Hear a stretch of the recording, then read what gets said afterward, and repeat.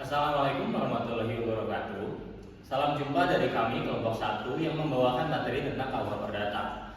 Perkenalkan, nama saya Marco Sandra Karoli dengan NPM 43434022023014 dari manajemen kelas A. Di sini saya izin kita sama-sama belajar tentang materi dasar hukum yang menjadi acuan dalam proses pendirian perseroan terbatas atau yang kita sebut PT. Dengan subjudul membangun pemahaman awal tentang legalitas PT di Indonesia. Kalau sebelumnya, teman-teman ada yang tahu nggak sih PT itu apa? Nggak tahu, Mas. Di sini kita akan bahas sama-sama apa itu PT.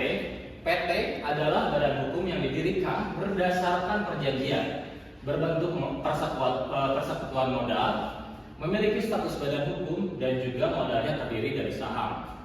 Karakteristik utama dari PT: berstatus badan hukum, pemisahan aset pribadi dari perusahaan, tanggung jawab terbatas sesuai modal dan saham. Selanjutnya kita masuk ke pembahasan dasar hukum utama pendirian PT. Nomor yang pertama itu ada undang-undang yang mengatur PT. UU nomor 40 tahun 2007 tentang perseroan terbatas, KUH Perdata untuk kontrak pendirian awal, dan juga UU Cipta Kerja nomor 11 tahun 2020 tentang penyederhanaan pendirian PT. Selanjutnya ada regulasi pendukung. Regulasi pendukung ada PP nomor 8 tahun 2021 tentang modal dasar PT. Peraturan Menteri terkait OSS atau yang kita sebut Online Single Submission. Selanjutnya, di sini ada langkah awal pendirian PT. Seperti yang teman-teman lihat, ada nama PT. Di sini nama PT itu harus unik dan juga tidak melanggar hukum, karena nama PT itu tidak boleh sama, karena ada yang namanya hak cipta dan undang-undang hak cipta. Dan ada akta pendirian dibuat oleh notaris dalam bahasa Indonesia. Selanjutnya ada pengajuan pengesahan badan hukum disetujui oleh Kementerian Hukum dan HAM. Selanjutnya kita masuk ke contoh kasusnya. PT ABC didirikan tanpa memenuhi syarat minimal modal dasar sebagaimana diatur dalam pasal 32 Undang-Undang nomor 40 tahun 2007 tentang perseroan terbatas. Dampaknya apa? Dampaknya bagi perusahaan adalah status badan hukum perusahaan tidak sah sehingga tidak memiliki perlindungan hukum. Terima kasih. Apakah ada pertanyaan? Kenalkan, nama saya Nisa Amalia, NPM 048 dari kelompok 2. Izin bertanya, apa syarat-syarat pendirian perseroan terbatas di Indonesia? Terima kasih. Terima kasih atas pertanyaan Kak Nisa tentang syarat-syarat pendirian PT di Indonesia. Bisa dilihat di sini itu ada langkah awal pendirian PT, tapi kita breakdown lagi lebih dalam. Syarat awal dari pendirian PT adalah pendiri PT minimal didirikan oleh 2 orang atau lebih, kecuali untuk PT perseorangan bagi UMKM. Dan pendiri harus menyetujui akta pendirian yang membuat anggaran dasar. Yang kedua, ada akta pendirian. Selanjutnya ada modal dasar dan modal disetor, nama PT, domisili PT, kegiatan usaha, pengesahan badan hukum, dan juga NPWP dan izin usaha. Assalamualaikum warahmatullahi wabarakatuh. Saya dengan Tiali Rizkian Sudrajat, NPM 025 dari kelompok 1 akan mempresentasikan tugas AHDB, risiko ketidakpatuhan hukum pendirian PT. Risk management, risiko hukum akibat ketidakpatuhan terhadap regulasi dalam pendirian PT. Ketidakpatuhan terhadap regulasi dalam pendirian PT dapat membawa risiko hukum yang signifikan, termasuk sanksi administratif, pembekuan operasional, hingga tanggung jawab pribadi pendiri. Oleh karena itu, memastikan kepatuhan terhadap aturan yang berlaku sangat penting untuk menjamin legalitas dan keberlanjutan perusahaan. Berikut adalah beberapa risiko utama yang mungkin terjadi. Law analisis. 1. Tidak diakuinya status badan. PT yang tidak memenuhi persyaratan hukum seperti tidak memiliki akte pendirian yang disahkan oleh Menteri Hukum dan Hak Asasi Manusia Menkumham tidak dianggap sebagai badan hukum yang sah. Dampaknya, perusahaan tidak dapat menjalankan kegiatan usaha secara legal, termasuk membuat kontrak atau perjanjian atas nama perusahaan. 2. Tanggung jawab pribadi pemegang saham. Ketika status badan hukum PT tidak sah, pemisahan tanggung jawab antara perusahaan dan pemegang saham menjadi tidak berlaku. Dampaknya, pemegang saham atau pendiri dapat dimintai tanggung jawab pribadi atas utang atau kewajiban perusahaan, sehingga aset pribadi mereka berisiko disita. 3. Pembekuan atau penghentian kegiatan usaha. Ketidakpatuhan terhadap persyaratan legal seperti tidak memiliki nomor induk berusaha NIB atau izin usaha lainnya dapat mengakibatkan tindakan dari otoritas berwenang. Dampaknya, perusahaan dapat dilarang beroperasional sehingga semua kewajiban hukum dipenuhi. 4. Sanksi administratif. Pelanggaran administratif seperti tidak melaporkan perubahan anggaran dasar atau data perusahaan dapat dikenakan sanksi. Dampaknya, perusahaan dapat dikenakan denda, pembatalan izin usaha, atau larangan untuk melakukan aktivitas tertentu. 5. Resiko pidana. Jika pendirian PT dilakukan dengan cara yang melanggar hukum, seperti penggunaan dokumen palsu atau informasi yang tidak benar, pendiri dapat menghadapi tuntutan pidana. Dampaknya, pendiri berisiko dikenai hukuman berupa denda besar atau penjara sesuai ketentuan yang berlaku. 6. Kehilangan kepercayaan dari investor dan mitra bisnis. Ketidakpatuhan terhadap regulasi dapat menimbulkan keraguan di kalangan investor dan mitra berbisnis. Dampaknya, perusahaan kesulitan mendapatkan pendanaan atau menjalin kerjasama yang mendukung pertumbuhan usaha. Baik, demikian presentasi dari saya. Mohon maaf apabila ada kekurangan, dan bila ada pertanyaan yang akan ditanyakan, dipersilakan. Terima kasih. Assalamualaikum warahmatullahi wabarakatuh. Selamat malam, perkenalkan nama saya Aldi Surya. Di sini saya mau mempresentasikan tentang syarat prosedur dan ketentuan pendirian perseroan terbatas PT.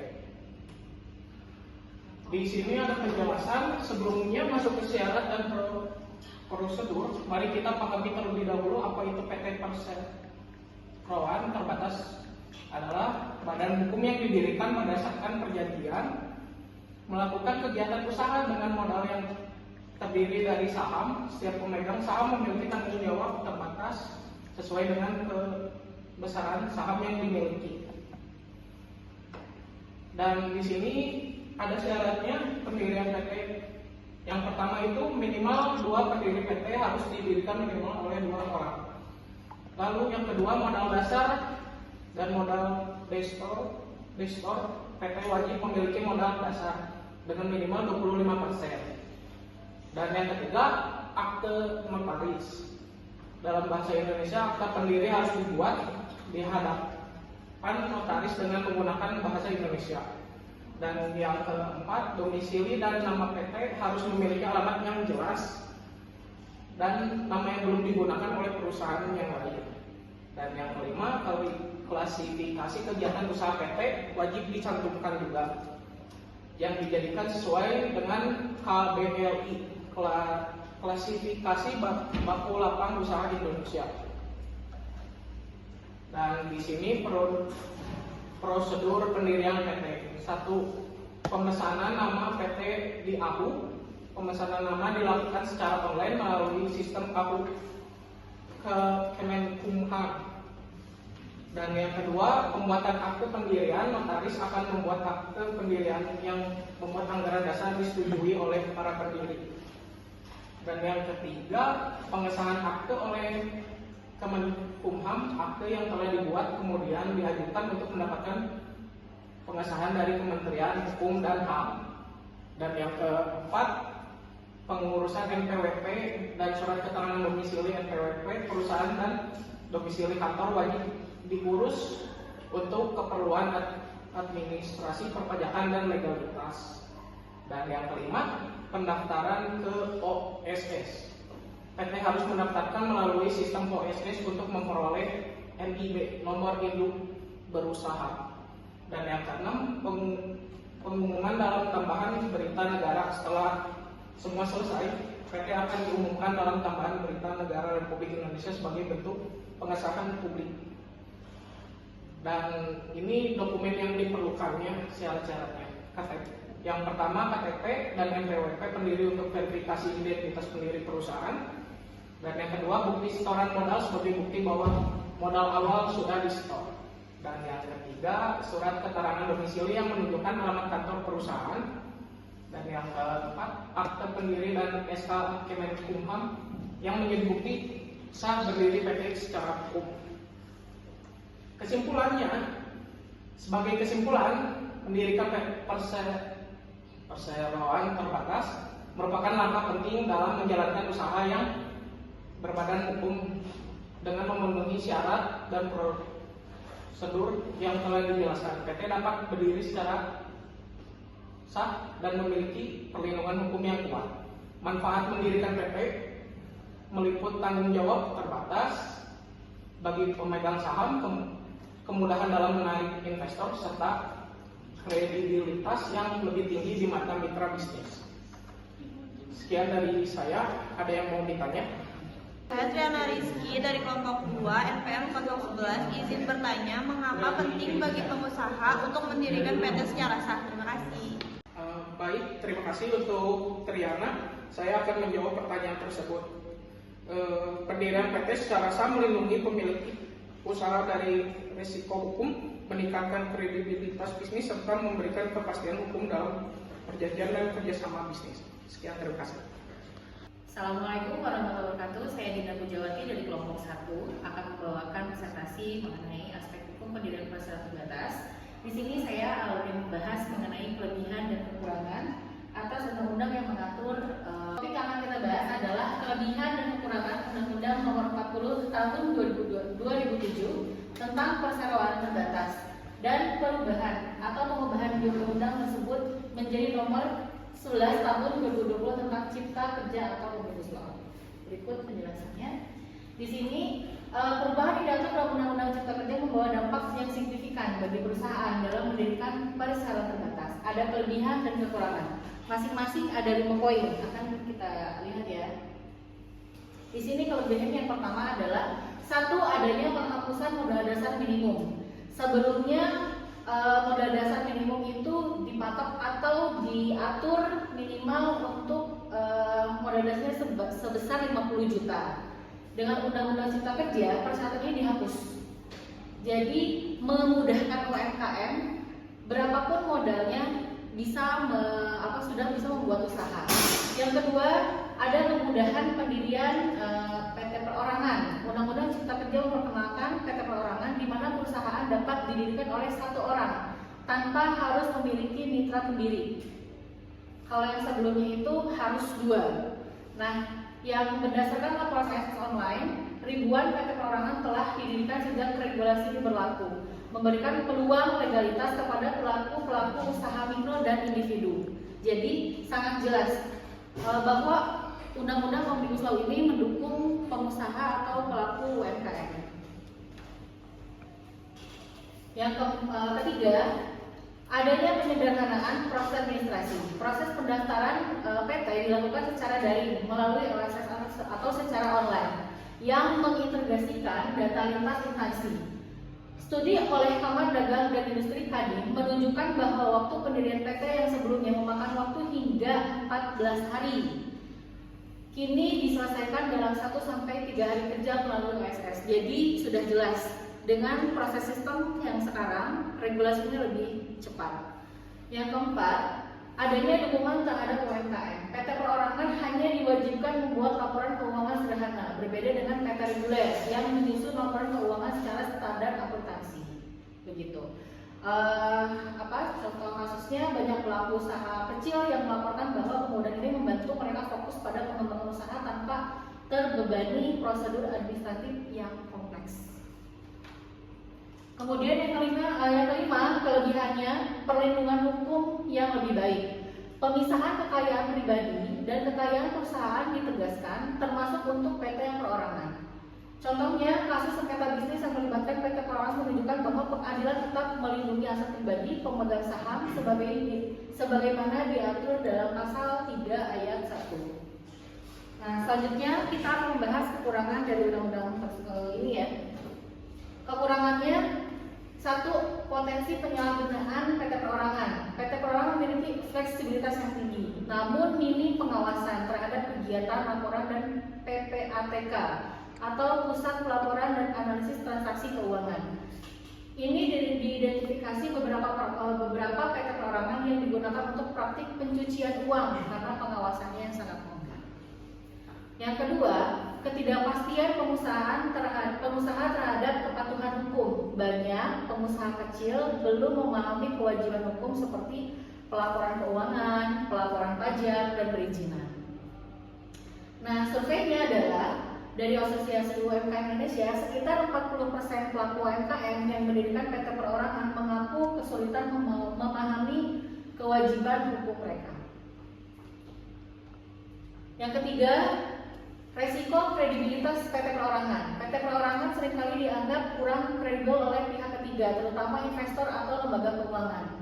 Contohnya adalah Bank Indonesia melaporkan bahwa banyak bank komersial yang enggan memberikan kredit kepada PT perorangan karena dianggap memiliki resiko tinggi dibandingkan PT reguler atau perusahaan terbatas ya.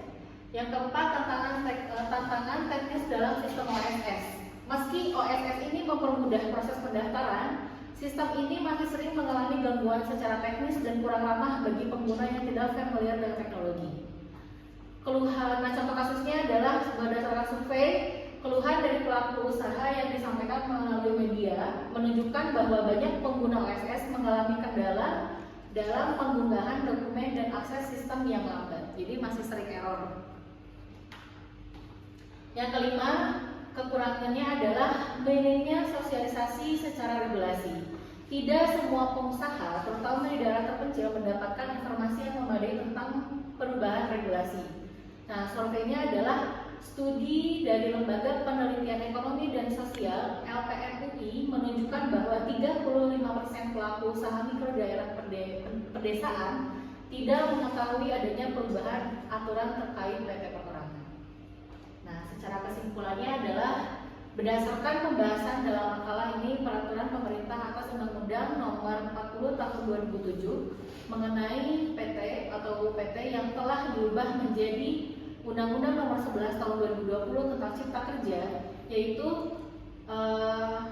merupakan regulasi bertujuan meningkatkan kemudahan investasi, mempercepat pembangunan ekonomi, dan menciptakan lapangan kerja di Indonesia. Sudah jauh lebih baik dan mempermudah proses pendirian sebuah perseroan terbatas. Namun, sesuai di sini memberikan dampak positif yang signifikan. Hal ini mempermudah UMKM untuk mendapatkan legalitas usaha, meningkatkan akses pembiayaan, dan mempercepat proses administrasi. Namun kelemahannya seperti potensi penyalahgunaan PT perorangan, kurangnya pemahaman pengusaha terhadap kewajiban hukum, dan tantangan teknis dalam OSS menunjukkan bahwa perubahan ini perlu pengawasan dan sosialisasi dari pemerintah untuk jauh lebih baik lagi kepada masyarakat. Ya, sekian presentasi dari saya. Ada yang bisa ditanyakan atau ada pertanyaan?